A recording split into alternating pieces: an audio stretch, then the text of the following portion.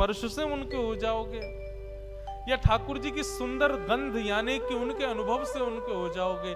लेकिन रूप, रस, स्पर्श, गंध, ये चारों तब तक सार्थक नहीं होंगे जब तक शब्द से उनके नहीं होंगे, मतलब कथा से उनके नहीं होंगे। माधवी के साथ क्या हुआ? 24 घंटे ब्रज में कृष्ण की चर्चा चलती रहती है, तो ना चाहते हुए भी कृष्ण चिंतन जा रहा था चित्त में, कृष्ण की कथा प्रवेश कर रही थी चित्त में। चित्त में कथा ने प्रवेश किया, तब रूप ने आकृष्ट किया। कथा पहले आएगी जीवन में। और माफ कीजिए, जिसके जीवन में कथा ने प्रभाव नहीं किया ना, वो उसके सामने ठाकुर जी खड़े भी हो जाएंगे तो भी उसका कुछ नहीं होगा। कथा प्रथम आसक्ति है। आपके श्री रुक्मणी जी ने जब द्वारिकाधीश को पत्र लिखा, क्या कहा कि श्रुत्वा गुणान भुवन सुंदर शृण्वताम ते। श्रुत्वा गुणान, मैंने आपको सुना है, और जब से सुना है तब से आपसे प्रेम किया है। मतलब बिना सुने प्रेम नहीं हो सकता। कई लोग कहते हैं महाराज जी तीर्थ दर्शन करा दो, हमको प्रसाद पवा लो, कुछ भी करा लो, कीर्तन में नचा लो, कथा सुनने की मत कहो। तो मेरे मन में आता है, इस जन्म में तो ठाकुर जी तुझको कभी नहीं मिलने वाले। तू कथा से तेरे में रति नहीं है, कथा से तुम्हारे अंदर हृदय में प्रीति नहीं है, तो चाहे तुम कितने भी साधन कर लो। श्रीमद् भागवत में लिखा, श्रम एव ही केवलम। यदि आप सारी क्रिया करते हो लेकिन कथा से रुचि नहीं है, तो आपके द्वारा की गई समस्त क्रियाएं श्रम है।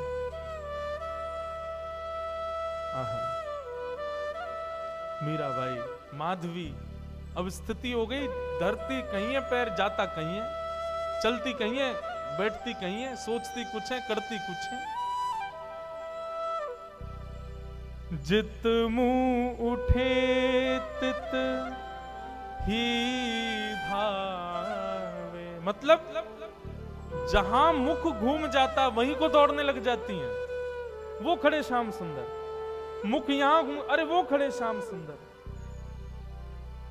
जित मुंह उठे तित तित ही धावे, सूरत न छाया धाम की।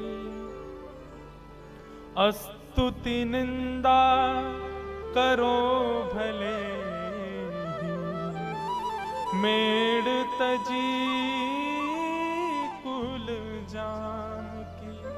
अब चाहे कोई मेरे भाव की प्रशंसा करे या कोई मेरे भाव की निंदा करे, मुझे उससे कोई मतलब नहीं। अरे तू तो पागल है, तू तो ऐसी है, तू तो वैसी है, कोई बात नहीं। अरे ये तो परम भक्त है, परम वैष्णव है, तो प्रशंसा सुनने से ज्यादा अच्छा भी नहीं लगता, और कोई बुरा कहता है तो बुरा भी नहीं लग रहा है। ऐसी स्थिति हो गई। नारायण बौरी भई डोले, नारायण बौरी भई डोले, रहू न काहू काम की जाहे, लगन लगी घनश्याम की जाए, लगन लगी घनश्याम।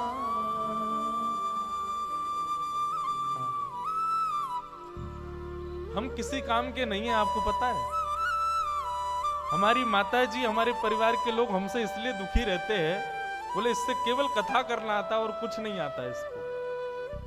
हम जब, वैसे तो घर जाने का अवसर नहीं मिलता, 2-3 महीना कथाओं में ही रहते हैं, लेकिन जब घर जाते हैं तो घर के काम माता जी कहती हैं ये भी देखो, वो देखो, भैया इतने दिन में आए हो, ये देखो, तो वो सब होता ही नहीं है। बस कथा करा लो, ठाकुर जी की सेवा करा लो, उत्सव करा लो, इसके अलावा कुछ और करने को कहोगे तो हम बिल्कुल अंगूठा छाप हैं हर चीज में, हमसे कुछ नहीं हो सकता। और यही स्थिति है बंधुओं। यदि आप संसार के और किसी काम के रह गए तो समझो अभी ठाकुर जी के भय नहीं। माधवी की स्थिति ऐसी हो गई। लगन लगी घनश्याम की जाए, लगन लगी घनश्याम। व्याकुल हो गई माधवी,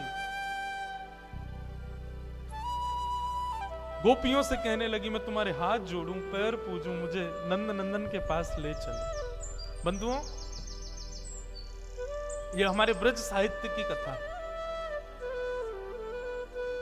ब्रज की कोई गोपी जब उसको ठाकुर जी का दर्शन करना होता था तो क्या करती थी? यमुना जल भरने जाती और चलते चलते धूप का बहाना लगा के कि धूप में चक्कर आ गए और चक्कर खा के गिर जाती, और फिर उस पर जल डालो, औषधि पिलाओ, किसी से ठीक नहीं होती।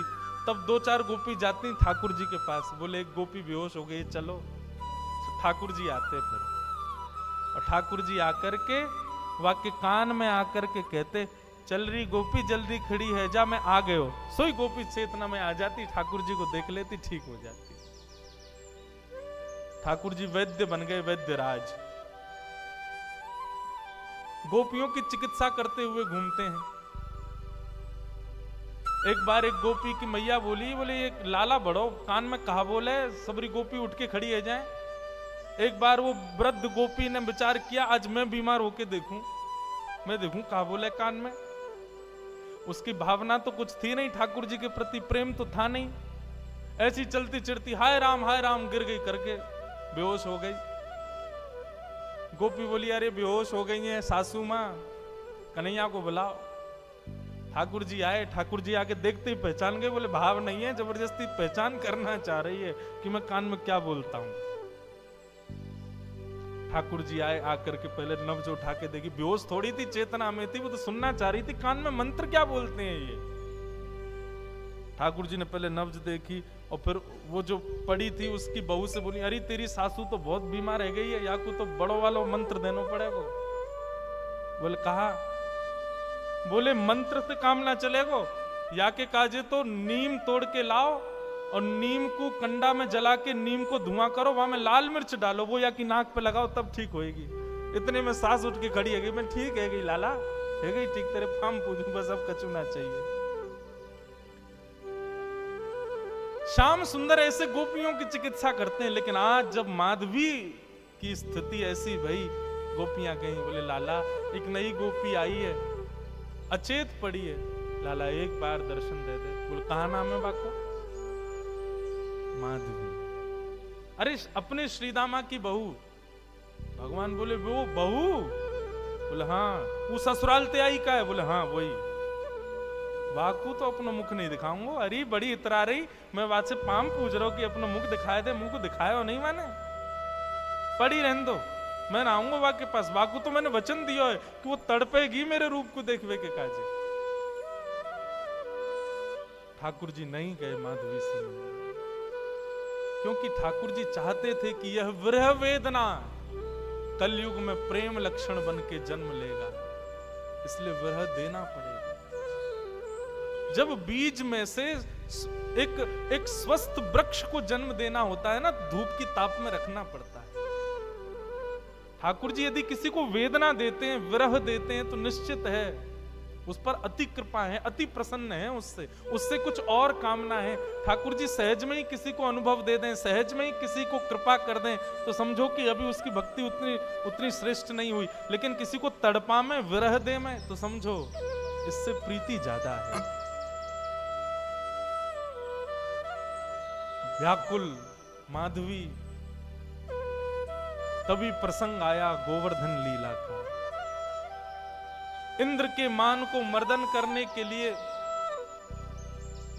भगवान श्री कृष्ण ने जब गोवर्धन पूजा का कार्य रखा, सब ब्रजवासी गए, गोपियां गई। अरे माधवी वैसे तो कन्हैया आवे ना है, लेकिन आज सब ब्रजवासी जा रहे हैं, आज तो को कन्हैया जरूर दिख जाएगा, चल।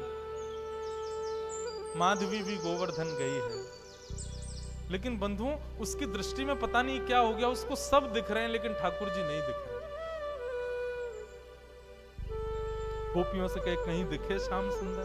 बोले वो तो घूम रहे सामने, देखे तो ठाकुर जी ओझल हो जाएं, ठाकुर जी कहीं छुप जाएं, मानो कोई लता पत्र अपने आप आगे आ जाए, बाधाएं अपने आप खड़ी होने लगी और त्यों त्यों व्याकुल हो गए माधवी।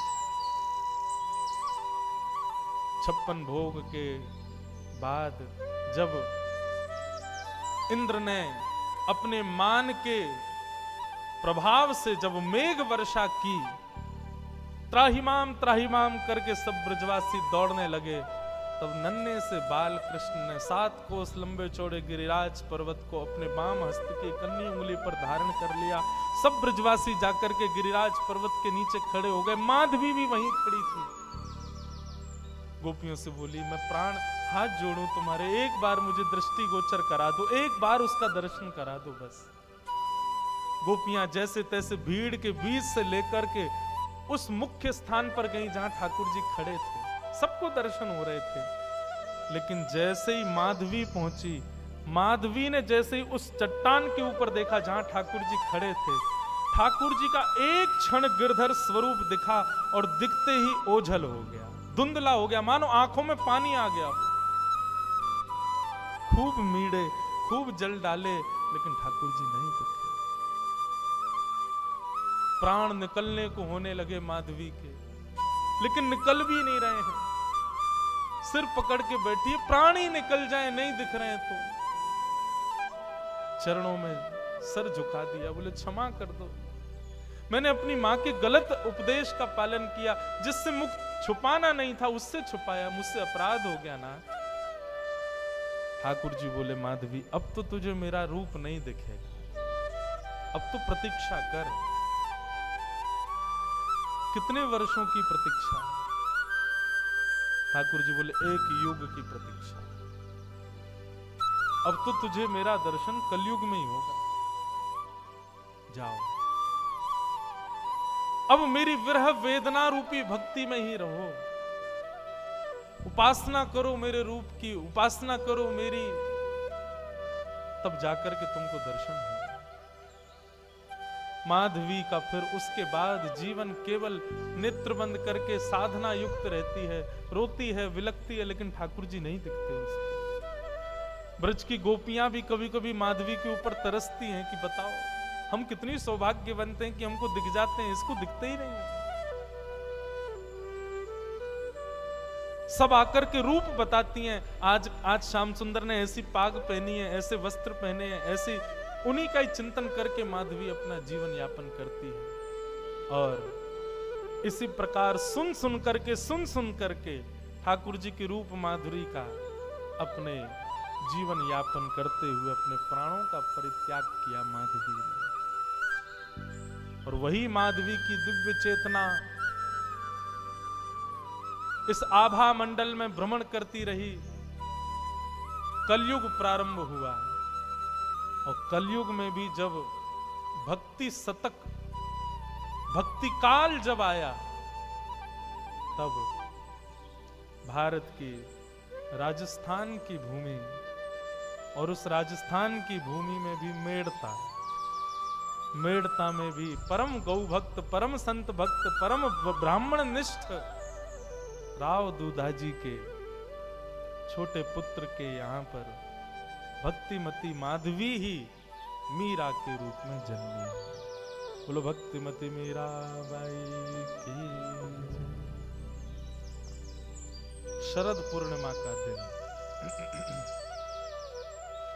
अभी अभी निकल करके गया, शरद पूर्णिमा, वही शरद पूर्णिमा का मंगल दिवस।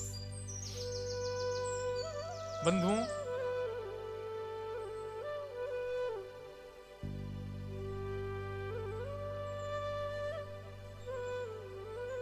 शरद पूर्णिमा के दिन मीराबाई का अवतरण इस बात की पुष्टि है कि वो वही माधवी नाम की गोपी ही प्रकट हुई है, क्योंकि यही शरद पूर्णिमा है जिस पूर्णिमा पर ठाकुर जी समस्त गोपांगनाओं के साथ में आनंद करते हैं, ब्रज विलास करते हैं, रास विलास करते हैं। उसी शरद पूर्णिमा के दिन वीर कुंवरी जी जो मीराबाई की मां है, उनके विषय में भी वर्णन आता है बंधुओं की दूधा जी के यहाँ पर संत वैष्णव आते रहते थे, और जब भी कोई संत आते थे तो दूधा जी का प्रस्ताव जाता था कि भगवान अगर आपको अवकाश हो तो घर पर आइए, कथा सुनाइए भागवत की। मैं अपनी कथाओं में कहा करता हूं बंधुओं, सूरदास, मीराबाई, कुंभन दास, रैदास, ये जितने भी भगवत भक्त कलिकाल में हुए ना, सबकी जन्मदात्री हमारी श्रीमद् भागवती है। श्रीमद् भागवत से ही उद्गम हुआ है, इन्हीं के भावों से ही पुष्ट होकर के ये सब पधारे हैं। इसलिए बंधुओं, जीवन में कभी श्रीमद् भागवत का आश्रय मत छोड़ना। श्रीमद् भागवत ही दिव्य चेतना धारण करके जब चित्त में विराजमान होगी, तभी भक्ति भाव प्रकट होगा। मैं अपनी कथाओं में कहा करता हूं, कथा से धर्म नहीं सीख पाओगे। श्रीमद् भागवत की कथा धर्म नहीं सिखाती, अर्थ नहीं सिखाती, मोक्ष नहीं देती। श्रीमद् भागवत कुछ नहीं देगी। श्रीमद् भागवत केवल प्रेम लक्षणा भक्ति प्रदान करती है। कृष्ण प्रिय लगने लगते हैं भागवत से। तो कुंवरी जी बैठ करके कथा सुनती थी, जो भी संत आते थे कथा सुनाते थे। श्रीमद् भागवत की कथा हुई, एक संत सुना रहे थे, तो मीराबाई की माताजी बड़ी जिज्ञासाएं प्रकट करती थी। कथा के बाद में प्रश्न पूछती थी व्यास जी से, अनेक प्रश्न पूछती थी। बंधुओं, ज्ञान सदैव जिज्ञासा के पात्र में ही टिकता है, जिज्ञासा होनी चाहिए। मीराबाई का आप जब चरित्र सुनोगे, इतने प्रश्न करती थी, इतने प्रश्न, और ऐसे ऐसे प्रश्न कि अच्छे अच्छे ज्ञानी चुप हो जाते थे। लेकिन बंधुओं, एक समय ऐसा आता है मीराबाई के जीवन में कि प्रश्नों का समाधान मिल जाता है, सब समाप्त हो जाते हैं। जब तक जिज्ञासा है, जब तक प्रश्न है, तब तक ही बस भाग रहे हैं। जैसे ही सबका उत्तर, कृष्ण आएंगे, सबके उत्तर अपने आप मिलेंगे। और यही हुआ। मीराबाई की माताजी जब कथा सुनती थी, गर्भ में बालक है, और ये तो निधान भागवत में भी बताया गया कि जब गर्भवती माता हो तब तो कथा का आश्रय जरूर लेगी, क्योंकि गर्भ का बालक जब गर्भ में होता है तभी उसकी बुद्धि मति का निर्माण होता है। उस समय कथा सुनाई जाए तो निश्चित बालक पर प्रभाव देगी। तो मीराबाई की माताजी कथा सुनती थी, ऐसे ऐसे प्रश्न करती थी। बोले भगवान, आप कहते हैं कि ठाकुर जी ने मन बनाया, मैं अकेला हूं, बहुत होना चाहता हूं, तब भगवान ने सृष्टि बनाई। जो पूर्ण काम है उसको एको हम बहुश्याम की स्थिति क्यों? जिसको संसार से कोई मतलब नहीं है, जो अपने आप में परिपूर्ण है, उसको सृष्टि बनाने की इच्छा क्यों प्रकट होती है? ये सब प्रश्न कुंवरी जी करती है, मीराबाई की पूज्य माता जी।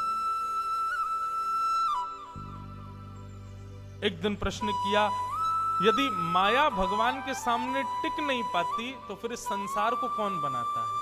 संसार तो माया है, और जब माया भगवान के आगे नहीं टिक सकती तो क्या भगवान ने संसार को नहीं बनाया? ऐसे ऐसे प्रश्न बाई जी करती थी। दूधा जी बैठ करके सुनते थे, थोड़े आनंदित भी होते थे। चलो, प्रश्न तो अच्छे हैं, ऐसे प्रश्न जिज्ञासा प्रकट कर रही हैं, इसका मतलब श्रेष्ठता है, कथा सुनती हैं। परंतु बंधुओं, जैसे ही कथा में श्रीमद् भागवत में 10वां स्कंद प्रारंभ हुआ और नंदस्त्वात्मजो उत्पन्ने जाता आह्लादो महामना आहूय विप्रान वेदज्ञान स्नातः सुचिरलंकृत वाचयित्वा स्वस्तेनम जात कर्मात्मजस्य वै कारयामास विधिवत पुत्र देवार्चनम। तथा जैसे ही नंदोत्सव की कथा प्रारंभ हुई, एक दिन 2 दिन निकल गए। अब दूधा जी कहें कि भाई रोज प्रश्न पूछती थी बहू रानी, आजकल प्रश्न नहीं पूछ रही है। पूछवाया, बोले अब कोई जिज्ञासा नहीं तुम्हारी? तो बस सजल नेत्रों से बोल पड़ी कि पता नहीं, जब से कृष्ण जन्म हुआ तब से ऐसा लग रहा है मानो प्रश्न उठता तो है, लेकिन प्रश्न का उत्तर भी हृदय में अपने आप ही आ जाता है। ये बात सुनकर के दूधा जी समझ गए, निश्चित ही गर्व का बालक साधारण नहीं। संकेत तो जन्म से पहले से ही होने लगे थे कि भक्तिमती मीरा का अवतरण होने वाला। और जब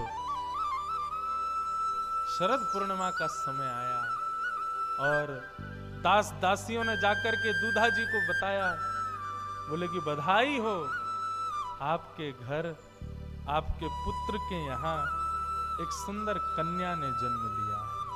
बंधुओं, मीराबाई के चरित्र में आता है कि श्री राव दूधा जी ने मेड़ता में इतना उत्सव मनवाया, इतना उत्सव मनवाया, सुनने वालों को यही लगता था कि लाला हुआ है, सुनने वालों को यही लगता था कि पुत्र हुआ है। लेकिन जब पता चलता कि नहीं पुत्र नहीं पुत्री हुई है, तो राव दूधा जी की सब लोग जाकर के बलैया लेते, प्रणाम करते, बोले धन्य हैं आप। आजकल वुमेन एम्पावरमेंट की बात होती है, कहते हैं कि प्राचीन काल के भारत में माताओं को नहीं करते थे, माताओं का जन्म की बात सुनते ही माता पिता ऐसा करते आदि। अरे ये वो लोग करते थे जिनकी बुद्धि विकृत थी, लेकिन राव दूधा जी, उनके विषय में वर्णन आता है जैसे श्री कृष्ण जन्मोत्सव 6 महीने मास पर्यंत चलता रहा, वर्ष पर्यंत चलता रहा, ऐसे ही मीराबाई का जन्मोत्सव भी मास पर्यंत चलता रहा। सबको बधाइयां बांट रहे हैं, अपने गले के हार दे देते हैं। एक बार एक व्यक्ति ने राव दूधा जी से पूछा, भगवान ये जब से आपके पुत्र के पुत्री हुई है तब से आप बड़े प्रसन्न दिखाई देते हो। ऐसा होता है कि कई घरों में लक्ष्मी जन्म लेती है और उस लक्ष्मी के जन्म लेते ही घर में कुछ अद्भुत होने लग जाता है। तो निश्चित ही आपके पुत्र के जो पुत्री हुई है उसके आने के बाद आपके घर में क्या ऐसा हुआ कि आप इतने प्रसन्न रहते हैं? लोग बागों को कहता सुना गया, हम लोग इतने परिवारों में जाते हैं, लोग कहते हैं महाराज जी जब से हमारे घर में बेटी हुई तब से धन की कोई कमी नहीं, जब से हमारे घर में बेटी हुई फैक्ट्री बहुत बढ़िया चल रही है, जब से हमारी बेटी हुई तब से हमारे काम ऐसे चल रहे हैं। लेकिन राव दूधा जी क्या कहते हैं? बोले भैया जब से हमारे घर में पुत्री हुई है ना, तो मेड़ता में पहले से ही बहुत संत आते थे, लेकिन जब से हमारे पुत्र की पुत्री हुई है तब से ऐसा लगता है एक कोना अयोध्या, दूसरा कोना वृंदावन, तीसरा कोना बद्रीनाथ, चौथा कोना। बोले इतने संतों की जमात आती है, इतने वैष्णव आते हैं, इतने भक्त वृंद हमारे मेड़ता में सहज ही अनायास ही आ जाते हैं, तो हमें लगता है कि हमारे घर लक्ष्मी नहीं साक्षात भक्ति रानी आई है, साक्षात भक्ति महारानी पधारी है। बंधुओं, संतान के जन्म लेने से धन बढ़े, वैभव बढ़े, ऐश्वर्य बढ़े, यश बढ़े, मान बढ़े, कीर्ति बढ़े, ये सबकी इच्छा होती है, पर संतान के आती भक्ति बढ़े। ये राव दूधा जी के साथ हुआ। पहले जितनी सेवा पूजा घर में होती थी उससे कई गुना ज्यादा अब होने लगी जब से भक्तिमती मीरा पधारी। ब्राह्मणों ने सुंदर कुंडली बनाई और नामकरण के लिए जैसे ही बैठे तो सब देखा तो शरद पूर्णिमा के दिन मध्य दिवस में मीराबाई का जन्म हुआ। सूर्य आकाश में थे तब मीराबाई का प्रादुर्भाव हुआ। तो ब्राह्मणों ने नाम मीराबाई का रखा मिहिरा। मीराबाई का असली नाम मिहिरा। मिहिर कहते हैं सूर्य को। ऐसे सूर्य के प्रकाश में पूर्णिमा के दिन उनका जन्म हुआ, इसलिए नाम पड़ा मिहिरा। परंतु फिर अब घर में होता ही है कि लोग बाग जब नाम बोलते हैं तो फिर वो शॉर्ट फॉर्म हो ही जाता है। तो मिहिरा मिहिरा मिहिरा करते करते मीरा मीरा हो गया। लेकिन मूल नाम जो ब्राह्मणों ने रखा मीराबाई का वो है मिहिरा। मिहिरा नाम रखा। ब्राह्मणों ने, राजपुरोहितों ने आकर के बताया, बोले महाराज आपकी ये बालिका, इसके गुण कैसे? बोले शांत होगी, सुशीला होगी, बुद्धिमती होगी, ऐश्वर्यशालिनी होगी, यशस्विनी होगी, धर्मानुरागिनी होगी, भक्तिमती होगी, योगिनी होगी, संसार के सुख से रहित रहने वाली होगी, ज्यादा संसार के भोग विलास उपभोग में इसकी रति कम होगी, अपने कुल को यश प्रदान करने वाली होगी, माता पिता का नाम अमर करने वाली होगी। 10 दिशाओं में युग युगांतकों तक आपकी इस बालिका का नाम रहेगा। कई मानवों की प्रेरणा की स्रोत बनेगी। और प्राचीन काल में वैसे तो आज भी ज्योतिषी से आप पूछोगे तो वो बता देगा कि मृत्यु कैसी होती है, पर अब बताते नहीं है। पर यहाँ पे ये भी बता दिया, बोले इसका मृत्यु काल एक आश्चर्य बन के रह जाएगा। आपकी ये बालिका ऐसी हो।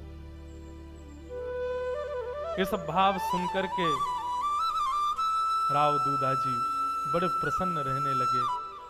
घर में उत्सव होते हैं, रोज नए संत पधारते हैं, कोई सत्संग की क्रिया होती है, कुछ भी होता है। धीरे धीरे मीराबाई 6 महीने की हो गई। बंधुओं, छोटे छोटे बालक रोते हैं तो रोने पर हम लोग टॉफी दे दें, खिलौना दे दें, आदि आदि वस्तु दे दें कि उससे वो शांत हो जाए। लेकिन मीराबाई के चरित्र में आता है कि बाईसा जब रोती थी तो उनके सामने खिलौने रखे जाते, खाने की वस्तु रखी जाती, लेकिन उससे भी कितनी भी आवाज करो, ध्वनि करो, कुछ भी करो, उससे उनका चित्त शांत नहीं होता था। एक दिन राव दूधा जी ने सुना बड़ी जोर से रोने की आवाज आ रही है। अरे भैया, ये मिहिरा रो क्यों रही है? रानियों ने कहा, भगवान पता नहीं, सुबह से शांत करा रही है पर हो ही नहीं रही। राव दूधा जी बोले, लाओ मुझे दो, मैं लेके जाता हूं। गोदी में लेकर के मिहिरा को राव दूधा जी बाहर गए और दूधा जी के बंधुओं महल में चतुर्भुजनाथ भगवान का मंदिर है, जहां चतुर्भुज भगवान विराज रहे हैं। मीरा को लेकर के जा रहे हैं, रोना शांत नहीं कर रहे, खूब शांत करा रहे हैं। लेकिन जैसे ही चतुर्भुज भगवान के मंदिर में लेकर के गए, घंटे घड़ियाल बज रहे थे, आरती चल रही थी।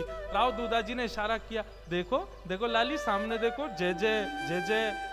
मीराबाई ने जैसे ही सामने ठाकुर जी को देखा, शांत हो गई। एक टक अपलक नेत्रों से 6 महीने की बालिका ठाकुर जी को देख रही है और ठाकुर जी के रूप पर मानो वहीं से ही न्योछावर हो रही है। घर के लोगों को उपाय पता चल गया। अब तो मीरा जब भी रोवे सब उठा के उसको मंदिर ले जाए, और मंदिर जाते कुछ मत करो, घंटे घड़ियाल भी मत बजाओ, बस मंदिर में जाके बैठ जाओ, मीरा अपने आप शांत हो जाती है।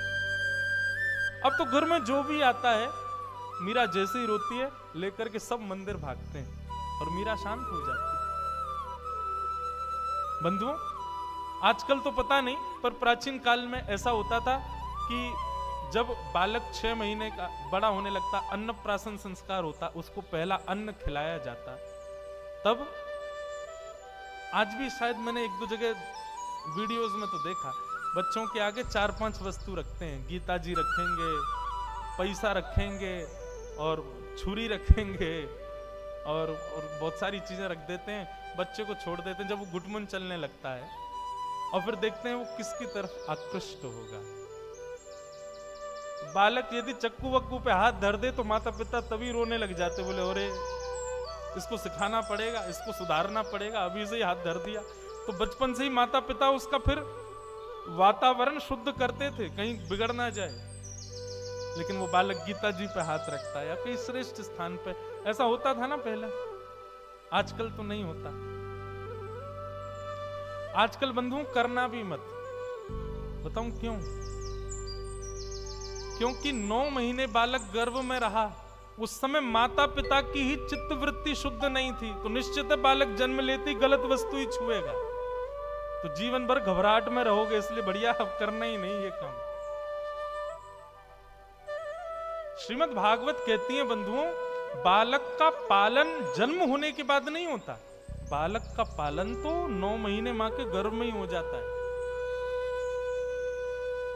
उसको संभालते हो आप जन्म लेने के बाद, लेकिन उसकी बुद्धि और चित्त का निर्माण तो तब होता है जब 9 महीने वो मां के गर्भ में होता है। उस समय मां जैसी रहती है, जैसा सोचती है, जैसा करती है, उसका प्रभाव बालक पर होता है। श्रीमद् भागवत में 5 काम बताए गए। गर्भवती माताओं को 5 चीजों का ध्यान रखना चाहिए। 5 काम कौन कौन से? जैसे ही पता चले गर्भ में बालक आ गया है, गर्भ में बालक है, उसके बाद में मां जब तक बालक को जन्म ना दे इन 5 चीजों का ध्यान रखे। क्या? सत्यम शौचम दया दानम एक भुक्तुम तु भोजनम वर्षावधि स्त्रिया कार्यम तेन पुत्रोति निर्मल। सत्य वाचन, सत्य बोले, 9 महीने तक मजाक में भी झूठ ना बोले। शौचम यानी कि पवित्रता रखे, अपने आसपास भी शुद्धता का ध्यान रखे। दया, सब पर दया करे, शत्रु भी आ जाए उससे भी प्रेम से ही बात करे। दानम, रोज कुछ ना कुछ दान करे। और 5वां और सबसे कठिन, एक ही बार भोजन करे, बाकी के समय फल खा करके पौष्टिक आहार ही खावे, भोजन एक ही बार करे। इस प्रकार 9 महीने जो माताएं ध्यान रख करके अपना शैशव काल, अपना गर्भस्थ का काल जब निकालती हैं। और 6वां काम, रोज भागवत की कथा सुने, रोज वैष्णव भक्तों का सत्संग श्रवण करे। तेन पुत्रोति निर्मल, उसका बालक साधारण नहीं होगा। तो मीराबाई का ऐसा स्वरूप, स्वभाव। अब तो उनको लेकर के सब मंदिर में ही बैठ जाते हैं। धीरे धीरे मीराबाई थोड़ी और बड़ी हुई। घर में एक संत पधारे। घर में क्या चलता है उससे मीराबाई को ज्यादा रुचि नहीं होती, लेकिन संत वैष्णव आते हैं। बचपन से ही मीराबाई उनके पास जरूर बैठती, पूछती कहां से आए हो, आपका नाम क्या है, आप ऐसे वस्त्र क्यों पहनते हो, आपकी इतनी बड़ी दाढ़ी क्यों है, ऐसी जटा क्यों रख रखी, यही पूछती रहती मीराबाई। और नेक्स्ट सी नन्ही सी बालिका के मुख से तोतली वाणी से ऐसे सुमधुर स्वर सुन के संत जन खूब आशीष देते मीराबाई को। एक संत पधारे, अपने ठाकुर जी की सेवा कर रहे थे। मीराबाई पहुंच गई और बैठ करके ठाकुर जी को देख रही है, कैसे सेवा हो रही है, कैसे आरती हो रही है, पंचामृत स्नान हो रहा है, आदि आदि सब देखने लगी। संत ने धीरे से पूछा, तुम्हारा नाम क्या है? मीराबाई ने अपना नाम बताया, मेरा नाम मीरा है। मीराबाई बोली, आप क्या कर रहे थे? बोले, ये मेरे ठाकुर जी हैं, मैं इनकी सेवा कर रही थी। मीराबाई बोली, ठाकुर जी तो हमारे मंदिर में बैठे हैं, 4 भुजानाथ ठाकुर जी तो वो हैं, ये कौन है? बोले, वो बड़े ठाकुर जी बेटा, ये छोटे ठाकुर जी। बोले, अच्छा ठाकुर जी इतने सारे होते हैं? बोले, अरे जैसी जिसकी भावना वैसे ठाकुर जी हो जाते हैं, जरूरी थोड़ी है। तो मीराबाई बोली, तो मतलब हमारे मंदिर में जो 4 भुजानाथ हैं वो ठाकुर जी नहीं है, ये ठाकुर जी हैं? बोले, नहीं, ये भी ठाकुर जी हैं, वो भी ठाकुर जी हैं। बोले, 2 ठाकुर जी कैसे? अब मीरा आपके पास बैठी है, अब हमारे राव दूदा जी कह रहे हैं मेरी गोद में, ऐसे कैसे? मैं तो आपके पास हूं ना, ठाकुर जी 2 जगह कैसे हो सकते हैं? मीराबाई की नन्ही सी ये मधुर बात सुन के संत बड़े प्रसन्न हो गए। संत समझाने लगे। अब मन में सोच भी रहे हैं, छोटी सी है, इसको क्या समझाऊं मैं, लेकिन फिर समझा भी रहे हैं। लो बेटा, ठाकुर जी उपासना के बिंदु होते हैं, हम उनकी उपासना करते हैं तो ये प्रारंभिक स्थिति होती है कि एक जगह ठाकुर जी को मान करके उनकी पूजा की जाती है। फिर धीरे धीरे धीरे जब हमारे भाव दृढ़ हो जाते हैं तो सब जगह ठाकुर जी दिखाई देते हैं, फिर सब जगह ठाकुर जी आ जाते हैं। मीराबाई मधुर स्वर सुन करके आनंदित सी हो गई, लेकिन ठाकुर जी को घूर करके देखने लगी और कहने लगी, बोले, मेरे 4 भुजानाथ जी बहुत बड़े हैं, मैं उनकी सेवा नहीं कर पाती, पुजारी मना करते हैं, आप कृपा करके ये छोटे वाले मुझको दे दो जो आपके पास हैं। संत ने देने से मना कर दिया, नहीं ये तो मेरे ठाकुर जी हैं, ये कैसे दूंगा? मीराबाई के मन में ये बात नहीं है कि एक मूर्ति है, वो उनको चैतन्य ही मानती हैं और बाल्यकाल से ये भाव है। मीराबाई दूर से घूर करके ठाकुर जी को देखने लगी, बोले, आप चाहो तो मेरे पास आ सकते हो, लेकिन आप ही आना नहीं चाहते हो। ठाकुर जी पर क्रुद्ध होकर के मीराबाई ऐसी बातें करने लगी, जाकर के बैठ गई, रुदन करने लगी, व्याकुल होने लगी। मन में आवे जैसे एक बालक खिलौने के लिए रोता है, वैसे मीराबाई रो रही है ठाकुर जी के लिए। अगले दिन प्रातःकाल मीराबाई अपने आप तैयार होकर के सीधे संत के पास पहुंच गई और गेट के बाहर से थोड़ी सी नजर डाल के ठाकुर जी को देख रही। संत को पता चला मीरा आ गई। आज पता नहीं संत के हृदय में क्या भाव आया, गए और अपने ठाकुर जी को उठा के लाए। और ला करके मीराबाई से कहा हाथ आगे करो। मीरा ने हाथ आगे किया।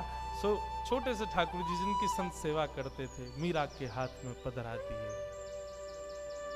लो अब से ये तुम्हारे, सेवा करो इनकी। ले मीरा है गिरधर तेरा, ले